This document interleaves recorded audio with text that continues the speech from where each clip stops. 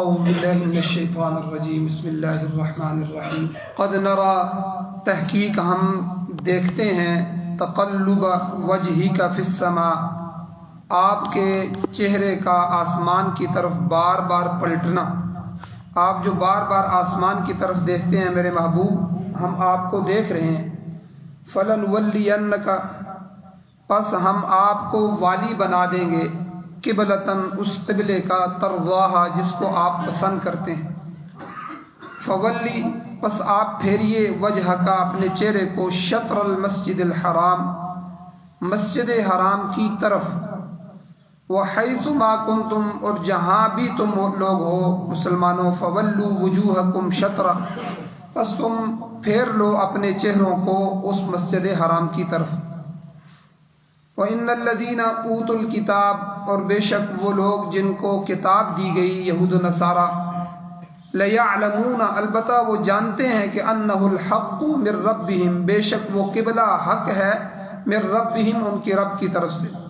وَمَا اللَّهُ بِغَافِلٍ عَمَّا يَعْمَلُونَ اور اللہ تعالی غافل نہیں ہے بے پرواہ نہیں ہے اس سے جو وہ عمل کرتے ہیں. اللہ ان کے عملوں سے غافل نہیں. وَلَئِنْ أَتَيْتَ الَّذِينَ اور اگر آپ ان لوگوں کے پاس لے آئیں آپ ان کو دے دیں جن کو کتاب دی گئی ہے بکل آیت ہر قسم کی نشانی اگر آپ ان کو دے دیں تب بھی ما تبعوا قبلتک وہ آپ کے قبلے کی پیروی نہیں کریں گے. وما انت بتابع قبلتهم اور نہ آپ پیروی کرنے والے ہیں ان کے قبلے کی. وما بعضهم بتابع قبلۃ بعض اور نہ ان میں سے بعض کے قبلے کی طرف پیروی کرنے والے ہیں. وَلَئِنِ اتَّبَعْتَ أَهْوَاءَهُمْ اور اگر آپ نے اتباع کی ان کی خواہشات کی من بعد ما جاءك من العلم بعد اس کے کہ آپ کے پاس علم بھی آ چکا ہے وہی آ چکی ہے اس کے بعد بھی اگر آپ نے ان کی خواہشات کی اتباع کی تو إِنَّكَ إِذًا لَمِنَ الظَّالِمِينَ بے شک آپ اس وقت البتہ ظالموں میں سے ہو جائیں گے. الَّذِينَ آتَيْنَاهُمُ الْكِتَابَ وہ لوگ جن کو ہم نے کتاب دی ہے یعرفونہ وہ پہچانتے ہیں ان کو حضور علیہ الصلوۃ والسلام کو کما یعرفون ابناءہم جیسا کہ وہ اپنے بیٹوں کو پہچانتے. وَإِنَّ فَرِيقًا مِّنْهُمْ اور بے شک ایک فریق ان میں سے ایسا ہے کہ لَيَكْتُمُونَ الْحَقَّ جو حق کو چھپا رہا ہے. وَهُمْ يَعْلَمُونَ حالانکہ وہ حق بات جانتے بھی ہیں.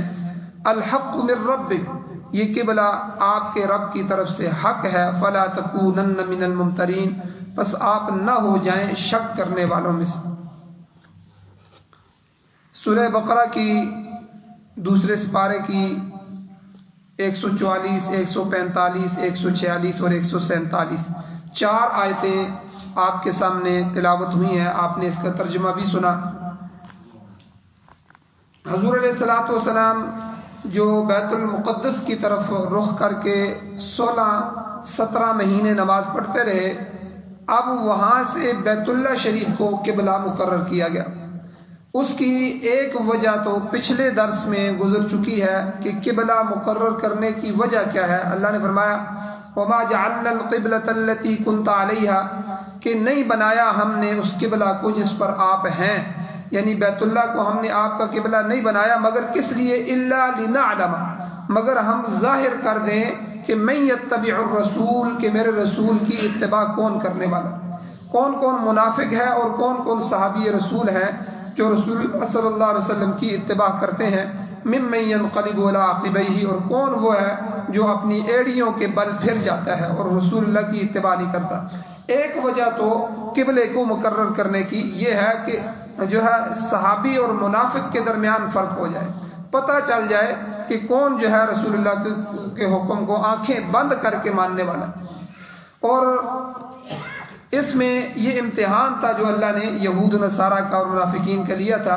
تو اب چنانچہ اہل کتاب جو ہیں اپنی ہٹ درمی پر قائم ہیں اور وہ قتل انبیاء ضد عناد اور بغض اور حسد یہ سب بیماریوں میں مبتلا تھے. اس لیے انہوں نے اپنی کتابوں کو بھی تبدیل کر دی. جو اپنی کتابوں کو تبدیل کر سکتے ہیں جو برائیوں میں جو ہے منہمک ہو چکے ہیں جو اپنے انبیاء کو قتل کر سکتے ہیں ان سے اور کس چیز کی توقع کی جا سکتی ہے. اس لیے اگرچہ وہ اپنی نسبت حضرت ابراہیم علیہ السلام کی طرف کرتے ہیں، حضرت یعقوب علیہ السلام کی طرف کرتے ہیں، یہودی حضرت اسحاق علیہ السلام کی طرف کرتے ہیں، حضرت موسیٰ علیہ السلام کی طرف اپنی نسبت کرتے ہیں، مگر عملی طور پر ان کو ان نسبتوں کے ساتھ کوئی تعلق نہیں ہے، یا الٹا وہ شرک کے اندر مبتلا ہو چکے ہیں۔ تو یہاں آج کے درس میں بیت اللہ شریف کو قبلہ مقرر کرنے کی دوسری وجہ اللہ تعالیٰ نے بیان فرمائی۔ دوسری وجہ کیا ہے؟ اللہ فرماتے ہیں قد نرا تقلب وجہک فی السماء، تحقیق ہم آپ کے چہرے کا بار بار آسمان کی طرف اٹھنا ہم دیکھ رہے ہیں۔ ہجرت مدینہ کے بعد اگرچہ حضور نبی کریم صلی اللہ علیہ وسلم 16-17 مہینے بیت المقدس کی طرف ہی منہ کر کے نماز ادا فرماتے تھے، مگر آپ کی دلی خواہش یہ تھی کہ بیت اللہ شریف میرا قبلہ مقرر ہو جائے۔ چنانچہ تبدیلی قبلہ کے لیے، حکم کے لیے آپ انتظار کرتے تھے وحی کا، اور اپنا چہرہ وحی کے انتظار میں بار بار آسمان کی طرف اٹھاتے تھے۔ ترمذی شریف کی روایت موجود ہے کہ حضور علیہ الصلوۃ والسلام کی عادت مبارکہ تھی نظرہ الی الارض اکثر من نظرہ الی السماء، یعنی آپ کی نگاہ مبارک اکثر اور بیشتر زمین پر رہتی تھی۔ یہ عاجزی کی نشانی ہے کہ حضور کی جو نگاہ ہوتی تھی وہ ہمیشہ زمین کی طرف رہتی تھی، اکثر نگاہ جو ہے وہ اوپر نہیں کرتے تھے، نہ آسمان کی طرف اٹھاتے تھے۔ لیکن وحی کا جب آپ کو انتظار ہوتا، وحی میں دیر ہو جاتی، تو وحی کے انتظار میں اپنی نگاہ بار بار آسمان کی طرف اٹھاتے تھے۔ تو سابقہ کتب جو ہیں، سابقہ کتابیں، ان میں یہ پیشن گوئی موجود تھی کہ آخر الزمان نبی جو آئیں گے ان کا قبلہ بھی وہی ہوگا جو حضرت ابراہیم علیہ السلام کا قبلہ تھا، یعنی خانہ کعبہ کو ان کا قبلہ بنایا جائے گا۔ تو یہی جذبہ آپ کے دل مبارک میں بھی ڈال دیا گیا تھا، لہذا آپ کی خواہش یہ تھی کہ بیت اللہ شریف کی طرف منہ کر کے جو ہے نماز پڑھنے کا حکم دیا جائے۔ تو آخری نبی کا قبلہ جو ہے، آخری امت کے لیے جو ہے وہ قومی قبلے کی بجائے بین الاقوامی قبلہ مقرر ہو جائے، جو ساری دنیا کے مسلمانوں کا قبلہ ہو۔ تو اسی کو اللہ نے فرمایا کہ آپ اسی شوق میں اے میرے محبوب، اے میرے پیارے، جو آپ اپنی نگاہ مبارک بار بار آسمان کی طرف اٹھاتے تھے کہ اب اللہ حکم دے دیں، اب اللہ کی طرف سے وہی آ جائے، تو میں آپ کی اس نگاہوں کو دیکھ رہا تھا۔ تو اللہ نے گویا کہ اپنے محبوب کی تعریف بھی فرمائی اور آپ کی نگاہوں کی قدر بھی بیان فرمائی۔ تو اس لیے حضور علیہ السلام کے ہر عمل کو اللہ نے قرآن مجید میں بیان فرمایا۔ جس طرح ہم کسی سے محبت کرتے ہیں تو اس کے ہر چیز کو جو ہے ہم لوگوں کے سامنے بیان کرتے ہیں، تو گویا کہ اللہ جل شانہ کے ساتھ اللہ کے نبی کو محبت تھی اور نبی کے ساتھ اللہ کو محبت تھی، تو اس لیے اللہ نے جو ہے حضور علیہ السلام کی اس کیفیت کو بھی ذکر فرمایا کہ آپ بیت اللہ کے قبلہ مقرر ہونے کی وجہ سے کہ آپ کے لیے وہ قبلہ بن جائے، آپ بار بار نگاہ جو ہے میری طرف کرتے تھے۔ اس لیے علماء نے یہ بات لکھی ہے کہ بعض دفعہ جو کسی کو اللہ والے کو تکلیف دی جاتی ہے، بیماری کے اندر مبتلا کیا جاتا ہے، وہ اتنا روتا ہے اللہ کے سامنے، اللہ سے اتنا مانگتا ہے، وہ اتنی دعائیں کرتا ہے کہ اللہ اس کو اسی تکلیف میں ہی رکھتے ہیں، کہ اللہ کو اس کا رونا، اس کی تکلیف میں دعا کرنا، اللہ کے سامنے اپنی بے بسی کا اظہار کرنا اور اللہ کے سامنے فریاد کرنا، یہ اللہ کو بڑا پسند آتا ہے۔ تو یہاں بھی حضور علیہ السلام کیسے نگاہیں اٹھاتے ہوں گے، کیسی تڑپ ہوگی، اور بار بار اللہ کی طرف دیکھتے ہوں گے۔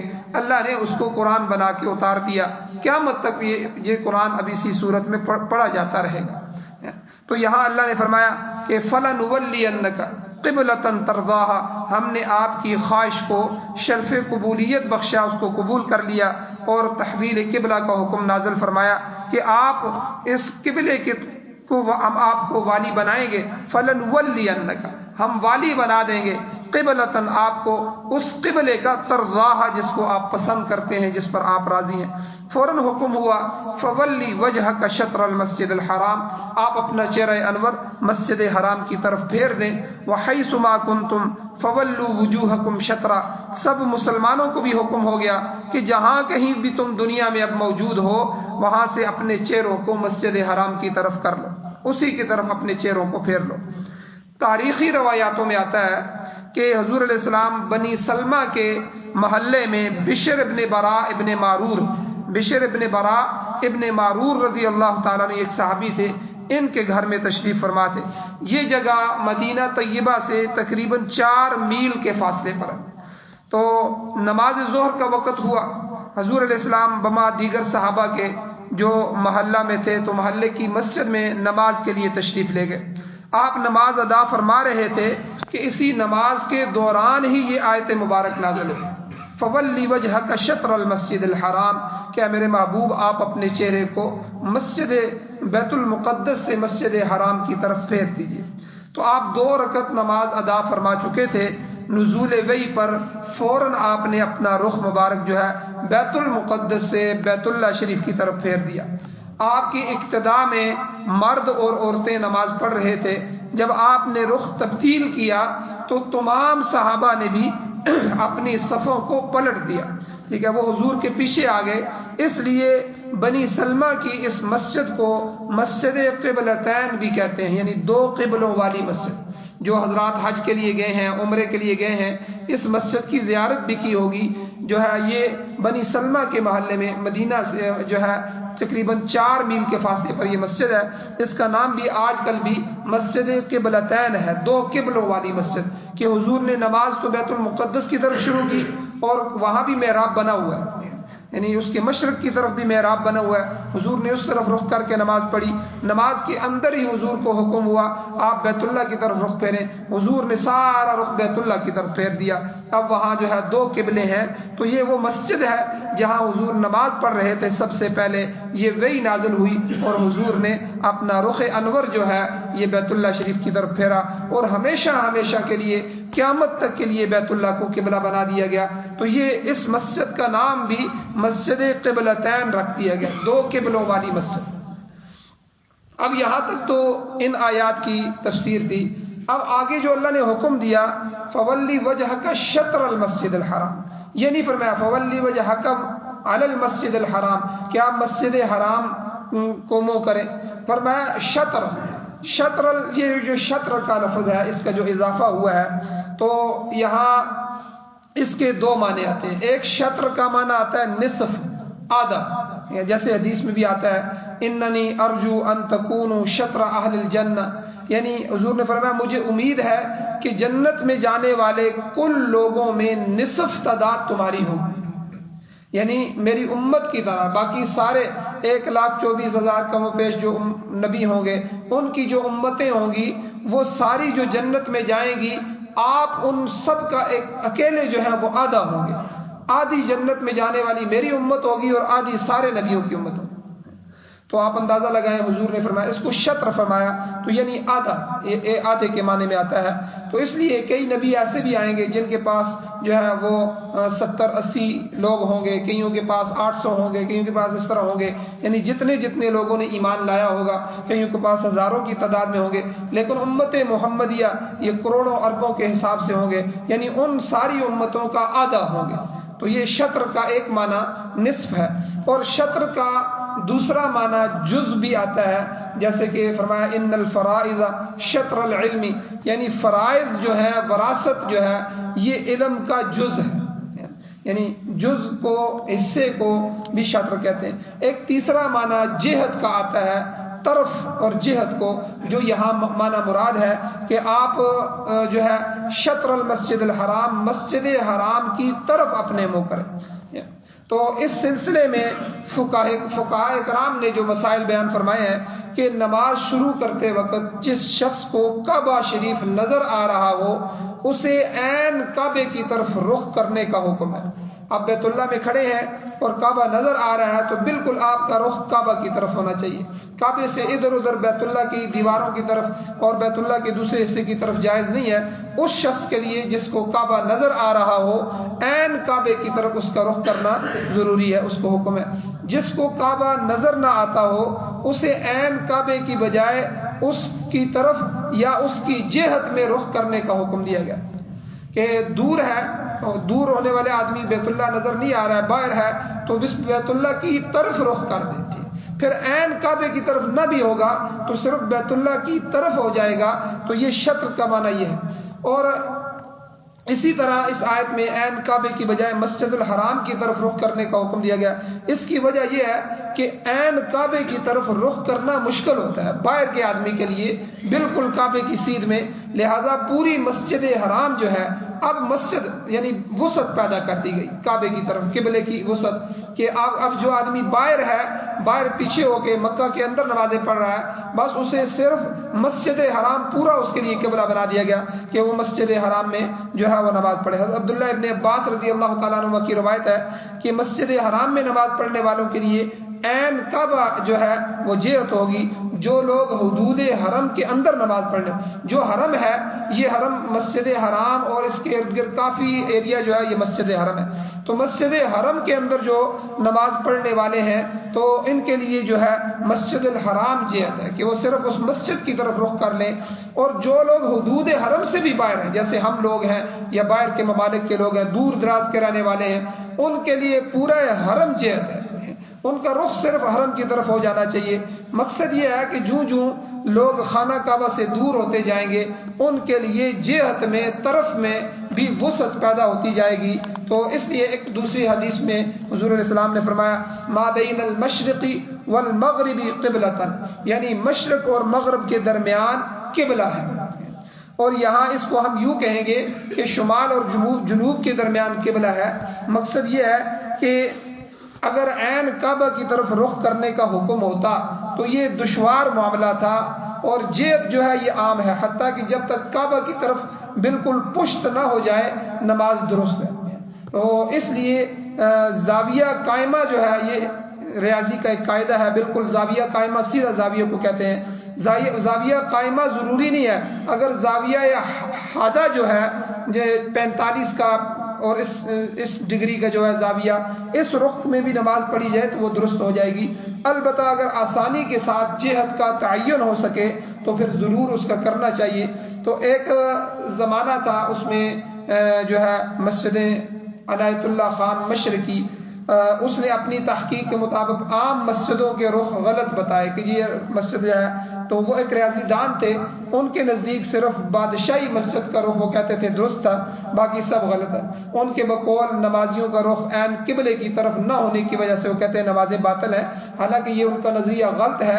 عین قبلہ جو ہے دور سے بالکل قبلے کی طرف قبلہ چھوٹا سا کمرہ ہے اس کے رخ دور والے جو ہیں ان کا بالکل سیدھا رخ ہونا یہ ممکن نہیں ہے. اسی لیے یہاں قرآن مجید نے جو لفظ لائے ہیں شطر المسجد الحرام آپ مسجد حرام کی طرف منہ کر دیں. دیکھیں بیت اللہ نہیں کہا آسان سا لفظ دا کہتے ہیں بیت اللہ کی طرف منہ کریں کہا مسجد حرام کی طرف.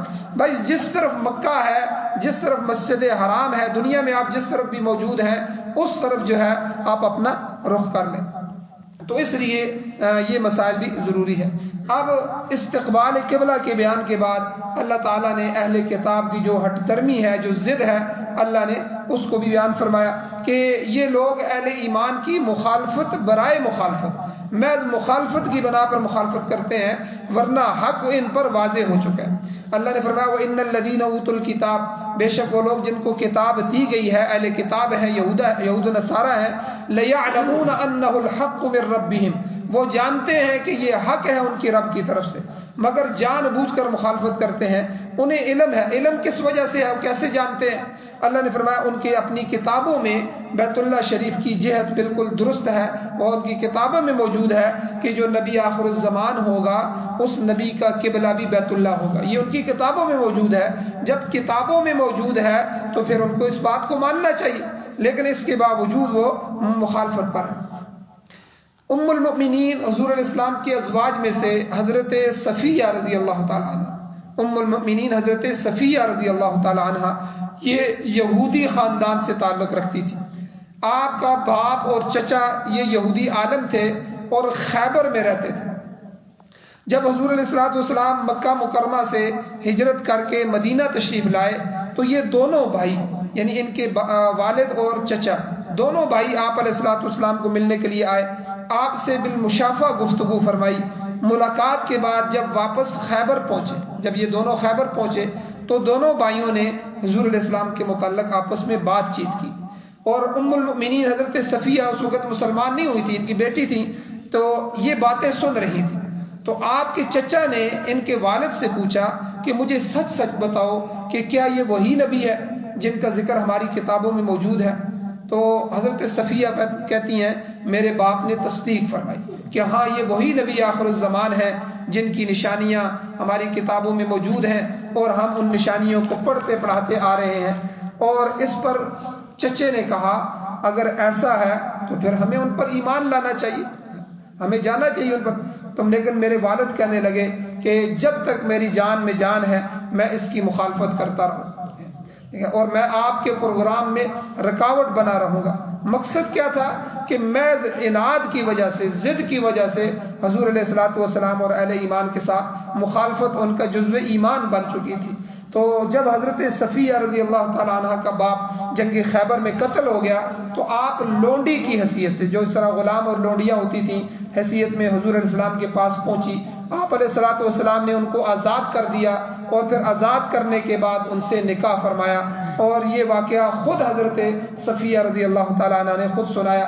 الغرض کہنے کا مقصد یہ ہے کہ یہاں اللہ نے اس آیت میں جو یہ بات بیان فرمائی ہے کہ اے میرے نبی، یہ جو ہے جن کو کتاب دی گئی ہے، اہل کتاب یہود و نصارہ، یہ جو آپ کے قبلے کی مخالفت کرتے ہیں، حقیقت یہ ہے لَيَعْلَمُونَ أَنَّهُ الْحَقُّ مِنْ رَبِّهِمْ، یہ جانتے ہیں کہ یہ قبلہ حق ہے ان کے رب کی طرف سے۔ صرف ضد اور عناد کا اللہ نے یہاں تذکرہ فرمایا کہ وہ ضد اور تعصب کی وجہ سے اس بات کو چھپا رہے ہیں، اس لیے اللہ نے آگے فرمایا وَمَا اللَّهُ بِغَافِلٍ عَمَّا يَعْمَلُونَ، اللہ تعالیٰ ان کے اعمال سے غافل نہیں ہے بلکہ ان کے ایک ایک حرکت کو اللہ خوب جانتا ہے اور اس کو نوٹ کر رہا ہے، اور وہ ایک وقت آئے گا اللہ ان کی ساری حرکات کو ان کے سامنے رکھے گا۔ اور آگے اللہ نے فرمایا اے میرے نبی وَلَئِنْ أَتَيْتَ الَّذِينَ أُوتُوا الْكِتَابَ بِكُلِّ آیَةٍ، اگر آپ اہل کتاب کے پاس ہر قسم کی نشانی بھی لے آئیں، جتنے دلائل مرضی ہے آپ ان کے سامنے لے آئیں، ہر دلیل سے بھی ثابت کر دیں کہ بیت اللہ شریف ہی صحیح قبلہ ہے، ما تبعوا قبلتک، یہ پھر بھی آپ کے قبلے کو تسلیم نہیں کریں گے۔ حالانکہ یہ چیز انجیل میں بھی موجود ہے کہ جب عیسیٰ علیہ السلام، یعنی وہ تو یہودیوں کا تذکرہ ہوا، موسیٰ علیہ السلام کا، تورات کا، اب انجیل کے اندر بھی ہے کہ جب عیسیٰ علیہ السلام آسمان کی طرف اٹھائے جا رہے تھے تو اس سے کچھ عرصہ پہلے آپ نے فرمایا لوگوں کو کہ بھائی میں تمہاری طرف اپنے خداوند کی طرف سے اس موعود کو بھیجتا ہوں کہ جس کا وعدہ کیا گیا، مگر اے لوگوں جب تک تمہیں عالم بالا سے قوت حاصل نہ ہو جائے تم یروشلم میں ہی ٹھہرے رہنا، یعنی تمہارا قبلہ یہی ہوگا بیت المقدس یروشلم، اور پھر جب تمہیں قوت حاصل ہوگی تو تمہارا قبلہ بھی تبدیل ہو جائے گا۔ تو آپ دیکھیں یہ عبارت جو ہے یہ عیسائیوں کی کتاب انجیل کے اندر بھی لکھی ہوئی ہے، اس کے باوجود یہودیوں نے بیت اللہ کو قبلہ جو ہے تسلیم نہیں کیا۔ شاہ جہان کے زمانے میں مولانا عبدالحکیم سیالکوٹی رحمۃ اللہ علیہ بہت بڑے عالم ہوئے ہیں، انہوں نے ایک تفسیر کی کتاب ہے بیضاوی شریف، اس کا حاشیہ بھی لکھا ہے۔ وہ فرماتے ہیں کہ سابقہ جو کتابیں ہیں ان کی پیشن گوئیاں بعض صریح الفاظ میں ہیں، بالکل صاف ستھری، اور بعض کنایہ الفاظ میں ہیں، اشارہ کیا گیا ہے۔ اس آیت میں کنارتاً بتایا گیا ہے کہ موعود جو عیسائیوں کو بتایا گیا، موعود سے مراد حضور خاتم النبیین کی ذات مبارک ہے کہ وہ جس کا وعدہ کیا گیا وہ نبی آنے والا ہے۔ حضرت عیسیٰ علیہ السلام اپنے جو ہے وہ حواریین کو کہہ رہے ہیں کہ میں آپ کو اس موعود کی خوشخبری دیتا ہوں جس کا وعدہ کیا گیا ہے۔ تو یہاں موعود سے مراد حضور علیہ السلام، اور انجیل کے الفاظ اس بات کی طرف اشارہ کر رہے ہیں کہ جب حضور کی بعثت ہو جائے اور انہیں قوت مل جائے گی، فتح اور غلبہ حاصل ہو جائے گا تو پھر اللہ ان کے قبلے کو بھی تبدیل فرما دے دیں۔ تو اس لیے ابھی جب تک ہے عیسائیوں یروشلم میں تم رہے، بیت المقدس میں، بیت المقدس کا پرانا نام یروشلم ہے تو ان کی کتابوں میں، تو جب تک تمہارا یہ قبلہ ہے اس وقت تک تم ادھر ہی رخ کر کے اپنی عبادت کرتے رہو۔ جب وہ نبی موعود آئے گا پھر اللہ ان کو طاقت دیں گے، پھر ان کا قبلہ تبدیل ہوگا، پھر تم ان کے ساتھ اس کی طرف رخ کر کے نماز پڑھنا۔ دیکھیں کتنے واضح اشارے موجود ہیں انجیل کے اندر حضور علیہ السلام اور حضور کے قبلے کے بارے میں، لیکن اس کے باوجود جو ہے وہ نہیں مان رہے۔ فقہا فرماتے ہیں کہ نماز کی حالت میں نمازی کے سینے کا جہت قبلہ کی طرف ہونا فرض ہے۔ نمازی کا سینہ جو ہے وہ قبلے کی جہت طرف جو ہے قبلے کی اس طرف ہونا چاہیے، اور چہرے کا اس رخ پر ہونا سنت ہے، چہرہ اس رخ پر ہو یہ بھی سنت ہے۔ سینہ جو ہے یہ تو فرض ہے، سینہ نہ پھرے، لیکن چہرہ اگر تھوڑا سا اس طرح کرتا ہے چہرہ جو ہے یہ بھی مکروہ ہے، لیکن چہرہ اگر پھر گیا تو اس سے نماز کے اندر فرق نہیں آئے گا، لیکن یہ مکروہ ہے، اس کو ناپسند گیا ہے۔ سینہ بالکل نہیں پھرنا چاہیے سینہ قبلے سے، سینہ جو ہے یہ فرض ہے کہ اس کی جہت جو ہے جہت قبلہ کی طرف ہو۔ چنانچہ اگر نماز کے دوران سینہ جو ہے جہت قبلہ سے منحرف ہو گیا تو نماز باطل ہو جائے گی، نماز فاسد ختم ہو جائے گی۔ چہرے کے منحرف ہونے سے نماز تو باطل نہیں ہوگی، لیکن یہ عمل مکروہ ہے۔ تو استقبال قبلہ سے متعلق ایک حدیث میں یوں ارشاد فرمایا کہ ملت ابراہیمی کے ماننے والوں میں سے من صلی صلاتنا واستقبل قبلتنا اور واکل ذبیحتنا فذلک المؤمن، حضور نے فرمایا جس نے ہماری جیسی نماز پڑھی، ہمارے قبلے کو قبلہ مانا، ہمارے قبلے کی طرف رخ کیا اور ہمارا ذبیحہ کھایا تو وہ مومن ہے۔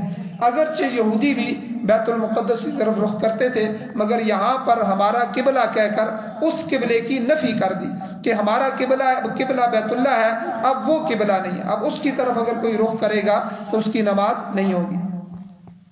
اور اسی طرح بہت سے لوگوں نے بھی جو وہ اعتراض کیے، اب ان اعتراضات کے بھی جواب ہیں انشاءاللہ کل کے درس میں اس پر بھی تھوڑی سی بات ہوگی، اور اگلی جو آیات ہیں ان آیات کے اندر بھی اللہ جل شانہ نے جو اس امت کے جو ہے اس کو واضح طور پر بتایا، انشاءاللہ ان احکامات کا بھی بیان ہوگا۔ اللہ جل شانہ سے دعا اللہ ہمیں عمل کی توفیق عطا فرمائے، آمین۔ الحمدللہ رب العالمین والعاقبۃ للمتقین والصلاۃ والسلام علی رسولہ النبی الأمی الکریم۔ اللهم ربنا آتنا في الدنيا حسنة وفي الآخرة حسنة وقنا عذاب النار۔ یا اللہ ہماری کمیوں کوتاہیوں کو معاف فرمائیے، یا اللہ درگزر فرمائیے، صغیرہ کبیرہ گناہوں کو معاف فرمائیے، یا اللہ جب تک زندگی ہو عزت والی، وقار والی، ایمان والی، خیر والی، فرما برداری والی زندگی نصیب فرمائیے، جب موت آئے تو سعادت والی، شہادت والی موت نصیب فرمائیے، اپنے رستے کی موت نصیب فرمائیے، یا اللہ قرآن و سنت سے محبت نصیب فرمائیے، یا اللہ قرآن کو سننے اور اس کو سمجھنے اور اس پر عمل کرنے کی ہمیں توفیق نصیب فرمائیے، یا اللہ قرآن و سنت کو بطور آئین، بطور دستور یا اللہ ہمیں نصیب فرمائی، پوری دنیا میں اس نظام کو غالب فرمائی۔ صلی اللہ تعالی علی خیر خلقہ محمد و آلہ و اصحابہ اجمعین برحمتک یا ارحم الراحمین۔